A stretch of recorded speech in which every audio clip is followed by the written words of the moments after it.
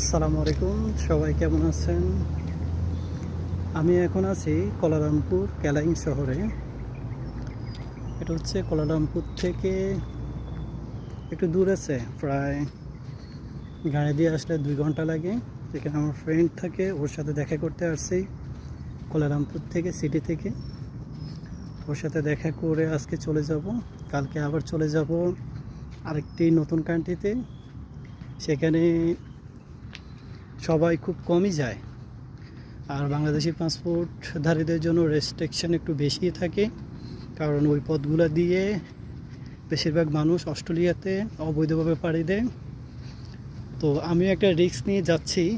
আমি যেহেতু ওইদিকে যাব না, থাকবো না, আমি আবার ঘুরে চলে আসব। সেক্ষেত্রে দেখি নতুন একটা কান্ট্রি তিমুর লেস্ট, ওইটা আমাদের জন্য অনারেবল ভিসা। এয়ারপোর্টে গেলে বোঝা যাবে কি হয়।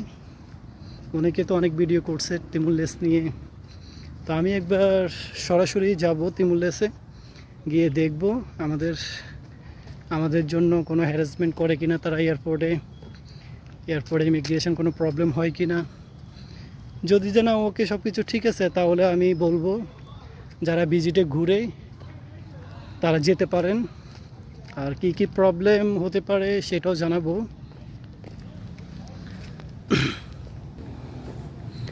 এটা হচ্ছে খেলার মাঠ। এখানে বাঙালি, নেপালি, ইন্ডিয়ান খেলাধুলা করে এরা এসে এখানে। এটা হচ্ছে গ্রাম এরিয়া।